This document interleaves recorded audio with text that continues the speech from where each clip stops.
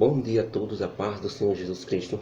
Estamos em mais um vídeo da verdade, da vida e da origem de toda a criação feita por Deus e todos os ensinamentos vindos da boca do próprio Deus que é ensinado nas Escrituras Sagradas, que junto com a verdadeira ciência, com a arqueologia e com a história antiga da humanidade, tudo isso forma um conjunto, uma coluna da firmeza, da verdade, da fé e do amor vindos de nosso Senhor e Salvador Jesus Cristo. Em nosso último vídeo de estudo, irmãos, vimos o emocionante reencontro de Jacó, que agora é Israel, com seu irmão gêmeo Esaú. Depois que Jacó retornou de Padã Arã com suas 2 esposas e seus 11 filhos, região que ele tinha ido para buscar uma noiva e fugir do seu irmão gêmeo Esaú. Ele saiu da terra da promessa, que era Canaã, de junto de Isaac e Rebeca, seus pais, onde estava, para ir a Padã Arã, em Ur dos Caldeus, buscar uma noiva para se casar e retornar para Canaã, que era a terra da promessa para ele. E no meio do caminho de volta, Jacó teve um encontro de verdade com Deus. E somente depois que Israel se entregou por completo a Deus, nesse encontro, depois que Jacó deixou tudo de lado no Val de Jaboque, entrou em luta direta com Deus, através de oração, pedindo desesperadamente a bênção de Deus. Então Jacó foi recompensado com a bênção de Deus, foi abençoado por perseverar em luta com Deus, até o anjo do Senhor lhe abençoar. Ele só parou quando o anjo feriu a sua perna no nervo encolhido da sua coxa. Ele ficou mancando e, como recompensa, teve finalmente seu nome mudado de Jacó, que queria dizer enganador, para Israel, que quer dizer aquele que vira Deus face a face e lutou com Deus. E nenhum de nós pode negar, irmãos, que depois de tudo isso, Israel agora estava finalmente, depois de 20 longos anos, estava cara a cara com seu irmão gêmeo, que era Esaú. E uma grande verdade vem à tona, irmãos. E que verdade é essa? É simples. Somente depois que você tem um encontro sincero com Deus, que abre seu coração para Ele, que se entrega nos braços de Deus, que aprende a amar a Deus de verdade, é que você pode ir fazer as pazes com todos nessa vida. É quando você abre seu coração com todo mundo.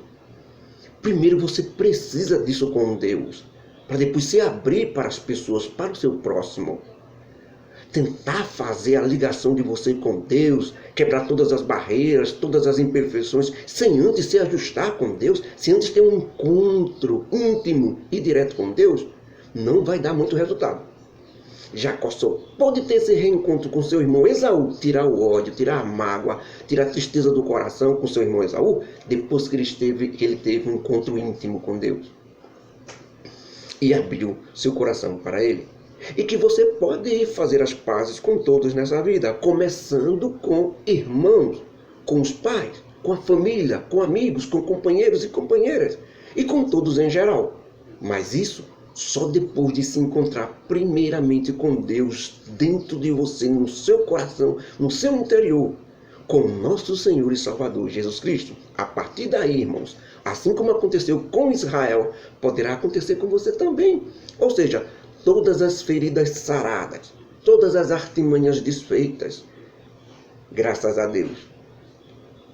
E prevaleceu o amor entre os irmãos. Vimos também no último estúdio, no nosso último vídeo de áudio, irmãos, de estudo, que Jacó, que agora é Israel, se estabelecendo nas regiões da cidade de Salém, que tinha um território extenso até chegar à cidade de Siquém, que já é território de Canaã, a terra que Deus jurou a seus pais Abraão e Isaque. E depois de 20 longos anos, lá na terra de Padã Arã, Jacó está de volta, e a aliança de Deus para a formação da nação de Israel continua. Vamos ver hoje os fatos que ocorreram com os filhos de Jacó, ou Israel, em torno dessas cidades. E foram coisas bem interessantes, irmãos. E a partir de agora, não usaremos mais o nome Jacó, somente o nome Israel.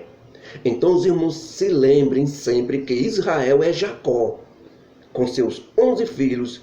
E Moisés nos conta dessa forma. Israel agora estava, irmãos, em um território cananeu.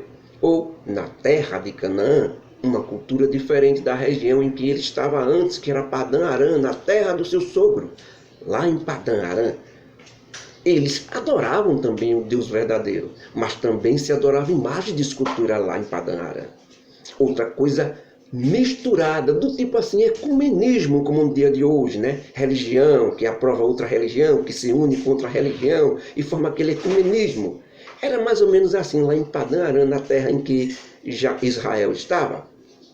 A união de religiões vivendo em harmonia. Mesmo que tudo esteja errado, mas está tudo em harmonia, tudo em paz. É justamente isso que o anticristo quer. Porque o que Deus quer não é uma religião. O que Deus quer é verdadeiros discípulos de Jesus Cristo que obedecem aquilo que ele ensinou. E eles juntos formam a igreja. É isso que Deus quer. Teve nome, teve religião, acabou, está fora. Então pode se unir, pode fazer a paz. Mas com Deus não. Então, eles adoravam imagem de escultura e adoravam ao mesmo tempo o Deus verdadeiro também. Dizendo que essas imagens também eram deuses. Adoravam o sol, a lua, as estrelas, tinham feiticeiros, agoureiros, faziam até sacrifícios de seres humanos. Isso na terra de Canaã era muito diferente da terra de Padã Arã. A terra de Canaã era muito idólatra até demais. Faziam sacrifícios humanos, adoravam no fogo, adoravam imagens de escultura e não tinham nenhum conhecimento do Deus verdadeiro, do Deus que Israel servia. Ok? Essa era a diferença da terra de Canaã para a terra de Padã Arã, onde Israel estava. E agora, com seus 11 filhos, ele entra numa cultura totalmente diferente. Lá em Padã Arã, Israel adorava o Deus verdadeiro. Embora seu tio Labão, a família de Abraão, adorava o Deus verdadeiro e adorava outros deuses de quebra, digamos assim. Mas Israel não, sempre adorava o Deus verdadeiro e único, exatamente como Abraão, seu pai, e como Isaac, seu pai. Abraão, seu avô, e Isaac, seu pai. Mas agora ele estava de volta. E tinha que mudar esta cultura também. Quer dizer, mudar esta cultura não, permanecer com essa cultura Israel. Mas estava entrando sua família dentro de uma cultura pior do que aquela de Padã Arã, que misturava os deuses, né, com Deus. Aí em Canaã, não. Eles não misturavam os deuses com Deus, não. Eles não tinham Deus verdadeiro, só eram os deuses falsos mesmo. E faziam coisas abomináveis diante de Deus. Eles não tinham conhecimento nenhum do Deus verdadeiro. Eles adoravam imagens de escultura. Deus adorava o sol, a lua, a Moloque, que era o Deus que eles faziam sacrifícios humanos, Baal, Astarote. E assim ia toda uma questão de Deus. Mas o maior dos deuses para os cananeus era justamente Baal, que quer dizer pai de todos. Exatamente como Thor dos bárbaros, quer dizer pai de todos. Tudo deuses falsos, que não servia de nada, criado imaginação do ser humano, por não querer servir ao verdadeiro Deus. Então, irmãos, é normal que os filhos de Israel tivessem curiosidade de saber como aquele povo vivia. Os filhos de Israel. Não estou falando de Israel, o pai, estou falando dos filhos dele. Estavam vendo uma cultura diferente, totalmente diferente daquela cultura que eles viam lá em Padã Arã. Mas ninguém tinha mais curiosidade do que a única filha que Israel tinha, chamada de Diná. Ela era filha de Leia, a primeira esposa de Israel. E numa família de 11 meninos, 11 filhos homens, 6 deles eram irmãos de Diná, com a mesma mãe que era Leia e com o mesmo pai que era Israel. Eram eles Rúben, Simeão, Levi, Judá, Isacar e Zebulon. E os outros irmãos de Diná eram irmãos apenas por parte do mesmo pai, que era Israel. Mas as mães deles eram outras. Mas apenas ela era mulher. E essa jovem, Diná, queria saber como as outras jovens moças da cidade de Siquém, Salém, viviam. Então Diná saiu ali do território que Jacó comprou perto da cidade, da sua tenda, para onde ele comprou para armar suas tendas e morar com sua família. E Diná vai à cidade observar as jovens moças da cidade de Salém, o modo de vida delas. Mas essa cidade, irmãos, era formada por um povo que adorava deuses falsos, e não tinham nenhum conhecimento do Deus de Israel, o Deus verdadeiro que seu pai Israel servia e adorava, e que tinha ensinado a ela. Era uma cultura diferente, que Deus não queria. O rei desta cidade era Ramô, e ele tinha um filho que era o príncipe da cidade. O seu nome era o nome da própria cidade, ou seja, o nome do príncipe era Siquém. Naquela época era normal os príncipes herdeiros terem um nome parecido com a da cidade, que era justamente para identificar que foi a família dele a fundadora daquela cidade. E Siquém, o príncipe de Salém, herdeiro do trono, viu Diná na cidade observando o modo de vida das jovens moças de lá. E aconteceu uma daquelas histórias que sempre falamos, né? Amor à primeira vista. Mas devido à sua cultura, seu modo de vida e tudo que aprendeu com seu povo pagão, ele, Siquém, o príncipe Siquém, não procurava saber como é o costume ou a cultura da moça por quem ele acabou de se apaixonar. Ele usa seus próprios costumes como príncipe. Ele toma ela, deita com ela, tem relações sexuais com ela, para depois ir até os seus pais pedir ela como sua mulher. Ou, em outras palavras, como ela era pura ou virgem, ele a estuprou e tirou sua virgindade. Por isso, o termo utilizado por Moisés para se referir ao estupro foi Siquém a humilhou, porque tirou a virgindade dela sem ser o prometido dela. Mas Moisés fala que Siquém realmente amou Diná de todo o seu coração. Só que Diná era de uma família totalmente diferente, em que isso que ele fez era totalmente proibido, o estupro. E a perda da virgindade para a família de Israel era um problema sério ali para Diná. Mas para Israel e seus filhos, o problema maior era que Siquém, em hipótese alguma, poderia ser marido de Diná. Porque Siquém era cananeu, da terra idólatra de Canaã, descendente de Cã, filho mais novo de Noé.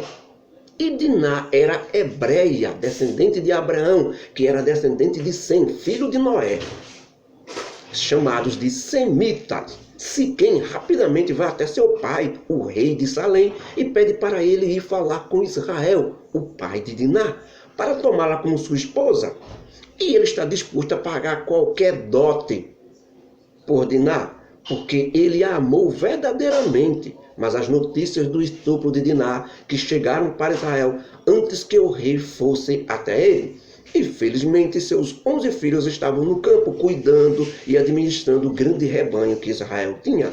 Quando Israel, em sua tenda, escuta que Diná foi violada pelo príncipe de Salém, fica calado, não diz nada até que seus filhos cheguem do campo, onde estavam pastoreando as ovelhas. Nesse momento, a comitiva real do rei Ramô, junto com o príncipe Siquém, chega a Sucote, região próxima à cidade de Salém, onde Jacó está morando. Essa chegada acontece exatamente no momento em que chegam os filhos de Jacó, que estavam no campo pastoreando as ovelhas, os 11 filhos de Israel que estavam no campo. Já sabendo da notícia de que Diná, sua irmã, tinha sido violada e estuprada pelo príncipe Siquém de Salém, todos eles julgaram Siquém culpado pelo acontecimento, porque Siquém fez uma loucura, uma insensatez muito grande contra Israel, o pai deles, pois feriu a honra da família. E mais grave ainda, ele não fazia parte do povo da aliança, não poderia ter feito isso de jeito nenhum, mesmo que amasse muito.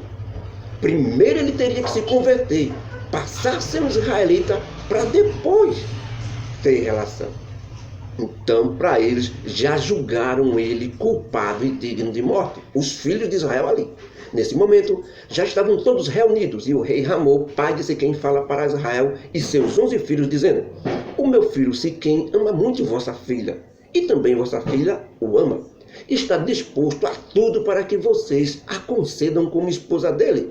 Faça parte da nossa família, daremos também as nossas famílias a vocês como esposas, e assim todos nós seremos um só povo, e vocês habitarão conosco, e essa terra estará à disposição de vocês, poderão negociar, tomar posse sem problema nenhum, seremos todos nós irmãos e um povo só. Isso já não podíamos, o povo de Israel não poderia se misturar com outros povos da terra, principalmente de Canaã. Já era uma tentativa ali, o inimigo já está por trás disso para tentar misturar o povo da aliança, o povo separado, que Deus quer separar, só para adorar Ele. Então, quando o rei Ramô termina de falar, é hora do príncipe Siquém se pronunciar na frente de Israel e dos seus 11 filhos. Ele diz: eu quero que vocês gostem de mim e tenham prazer em mim como sua família. Para isso estou disposto a tudo. Podem aumentar o tamanho do dote que terei que pagar para ter a vossa irmã como esposa. Então, irmãos, os filhos de Israel, irmãos de Diná, que já tinham condenado Siquém pelo que ele fez, mas não podiam fazer nada no momento, né? Porque havia um rei e um príncipe ali, e tinha um exército, tinha os homens da cidade, né? Então decidiram enganar o rei Amor e o príncipe Siquém, pois eles responderam assim: vejam só, nós não podemos dar a nossa irmã a você, Siquém, porque sob a lei do nosso Deus, o Deus verdadeiro, o Deus de Israel, você não é circuncidado. Você não faz parte do nosso povo. Se fizermos isso, será uma vergonha para nós. O que nós podemos fazer é que vocês se circundem e se tornarem como nós somos. Então poderemos dar nossas filhas a vocês e vocês darem suas filhas a nós. Mas para isso, todo homem do seu povo tem que se circuncidar. E se por acaso vocês não aceitarem isso, pegaremos nossa irmã e iremos embora deste lugar. Irmãos, vejam só, a operação de circuncisão para se tornar um israelita, para fazer parte do povo de Deus naquela época, nós vimos com Abraão, não foi? Nós estudamos isso. Vocês lembram que era um corte no prepúcio do pênis do homem, tipo hoje uma cirurgia de fimose. O corte na glande do pênis, que é o couro, fica completamente descoberto, o pênis, para maior eficácia de limpeza, evitar doenças sexuais transmitíveis, tanto no homem como na mulher. Naquela época, isso era um benefício gigantesco para evitar doenças do colo do útero, por exemplo, nas mulheres. Mas hoje não. A limpeza e a higiene superou essa cirurgia. Mas o fato é que todo o povo israelense, o povo judeu, é conhecido pela circuncidação, porque foi uma ordem direta de Deus para Abraão, que todo israelita do sexo masculino tinha que se circuncidar no 8º dia de nascido. E isso vem até os dias de hoje. A Alemanha nazista de Hitler, por exemplo, quando começaram o extermínio de mais de 6 milhões de judeus durante a Segunda Guerra Mundial, quando não tinham certeza se um homem era judeu ou não, eles mandavam que eles baixassem as calças e olhavam para o pênis dele. Se fosse circuncidado, eles matavam porque sabiam que era judeu. A circuncidação é uma das maneiras de alguém pertencer à nação de Israel, pertencer ao povo de Deus. Por isso, na época, por isso que os filhos de Jacó, os filhos de Israel, exigem isso de Ramô, o rei de Salém, e de seu filho, o príncipe Siquém, e de todos os homens da cidade ali também. Mas tudo isso, os filhos de Israel perdiam maliciosamente, porque eles já tinham secretamente condenado Siquém à morte pelo estupro de sua irmã, Diná. Então o rei Ramô achou razoável fazer a circuncisão que os filhos de Israel estavam pedindo a ele e a seu povo. E o príncipe Siquém aceitou na hora fazer isso, porque ele amava muito Diná. E Siquém era muito honrado na família de seu pai. Então voltaram Ramô, rei da cidade, a Salém, e Siquém, seu príncipe herdeiro, para a cidade deles, e reuniram todo o povo e falaram tudo isso que os filhos de Israel disseram para todos os homens e súditos da cidade. Ramô, o rei, disse que os filhos de Israel eram um povo pacífico, que a terra deles era grande e espaçosa, e tinha lugar para todos, que dariam suas filhas a eles, eles dariam suas filhas a nós. A única coisa que eles exigiam, dizia o rei para todo o seu povo ali, a única coisa que os filhos de Israel exigiam para ser um povo só junto conosco, é que todos nós, homens aqui da cidade, façamos a circundação, assim como eles são circuncidados também. Mas a possessão deles, o gado, os animais, não serão nossos. Apenas juntaremos em família. E assim o povo da cidade de Salém concordaram com o rei e o príncipe Siquém para fazer aquilo. E todos eles se circuncidaram.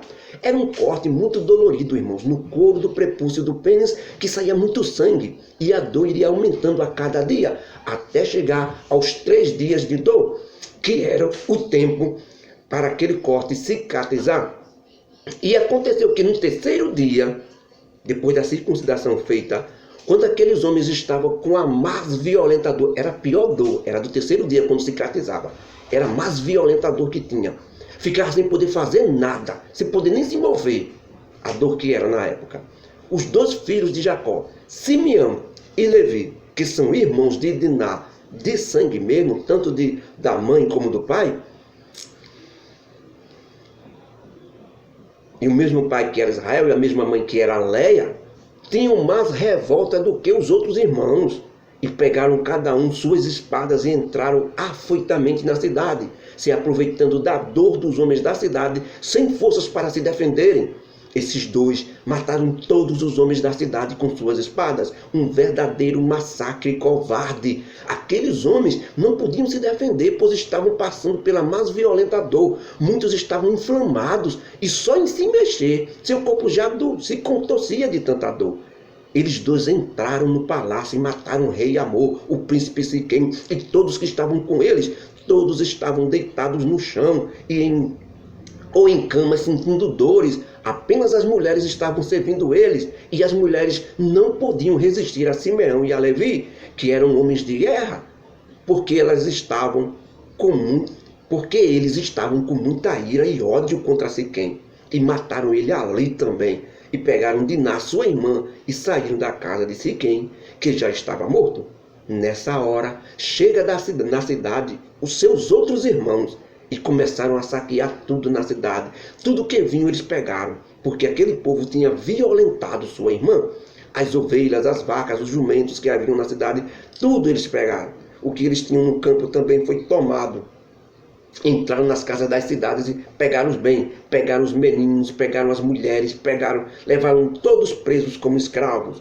Quando eles chegaram em Sucote, o pai deles, Israel, disse a Simeão e a Levi: o que vocês fizeram? Vocês me deixaram em situação difícil diante dos moradores aqui da terra de Canaã. Quando souberem o que fizeram com a cidade inteira, os cananeus, os perizeus, se juntarão em grandes forças, e eu tenho um pequeno grupo aqui. Eles nos destruirão e toda a minha casa. E Simeão e Levi responderam a Israel, dizendo: como poderíamos deixar que eles tratassem nossa irmã como uma prostituta? Bem, o que vimos hoje, irmãos, é um claro exemplo de pessoas usando desculpas religiosas para enganarem e fazerem o que não presta. O que dizer da história, irmãos, do cristianismo, por exemplo? Durante o decorrer dos séculos, para quem estuda história antiga, foram cometidas as maiores atrocidades contra seres humanos em nome da religião, em nome de Deus, em nome do cristianismo. Coisas bárbaras, irmãos, que Jesus Cristo e Deus nunca mandou fazer, nunca ensinou, nunca teve nada a ver com isso. E as religiões e líderes religiosos fizeram isso, dizendo ser a vontade de Deus. Poderíamos citar vários exemplos aqui, mas um único exemplo vai refletir tudo o que eu quero dizer. É a Inquisição Católica Romana.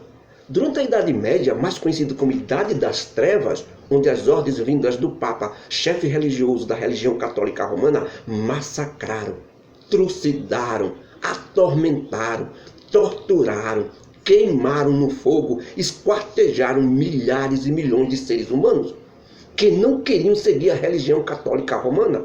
Até hoje, não se sabe o número exato de vítimas de todo o mundo na época que a Inquisição ou Tribunal Religioso Católico cometeu.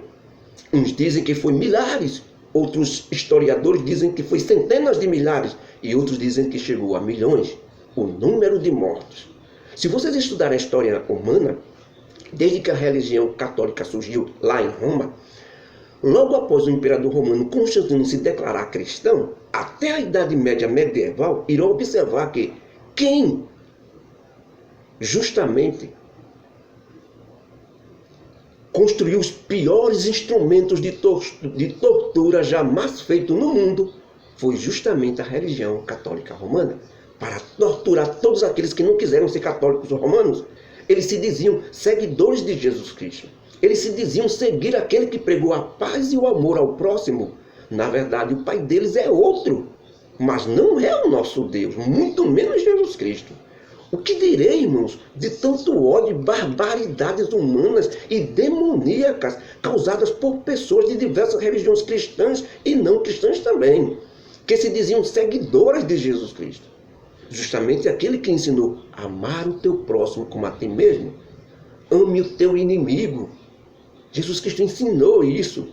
E as pessoas fizeram do seu jeito, usando o nome dele. Ensinaram da sua forma, usando o nome dele. As religiões são as piores cânceres que existem na história dos homens. Religião é o pior câncer que existe na história dos homens. Se os homens seguissem Jesus Cristo, seus ensinos, o mundo seria outro. Mas eles preferem a religião do que Jesus Cristo. Porque seguindo Jesus Cristo, eles têm que amar. E eles não querem fazer isso. Eles preferem enganar e dizer que amam. Justamente Jesus Cristo foi quem disse: se o teu inimigo tiver fome, dá a ele de comer. Se o teu inimigo tiver sede, dá a ele de beber. Justamente aquele Jesus Cristo que disse: amai os vossos inimigos, fazei bem aos que vos maltratam, orai pelos que vos caluniam. E aí, irmãos, isso é um claro exemplo de que todos aqueles que fazem o mal é do diabo e não de Deus. Não importa se é um importante líder religioso, se ele faz o mal, ele pertence ao diabo. Somente quem faz o bem e ama pertence a Deus e a Jesus Cristo. Poderíamos falar também o período em que o imperador Napoleão Bonaparte mandou tropas para o norte da Espanha. Napoleão era contra o Papa, contra a religião católica romana. E as tropas do imperador Napoleão encontraram um castelo usado pela Inquisição Romana. Invadiram o local e prenderam os monges, padres e autoridades eclesiásticas da religião católica romana que estavam ali. Mas um fato curioso e revoltante aconteceu e ficou marcado na história, irmão. Porque os relatos dizem que, quando os soldados entraram e viram nas celas e nas masmorras do castelo os corpos de homens considerados hereges e excomungados pelo Papa, porque não queriam seguir a religião católica, eles eram os protestantes e todos aqueles que eram contra a religião católica. Isso mesmo, seus corpos estavam decompostos, muitos deles presos ainda em instrumentos de tortura criados pela religião católica.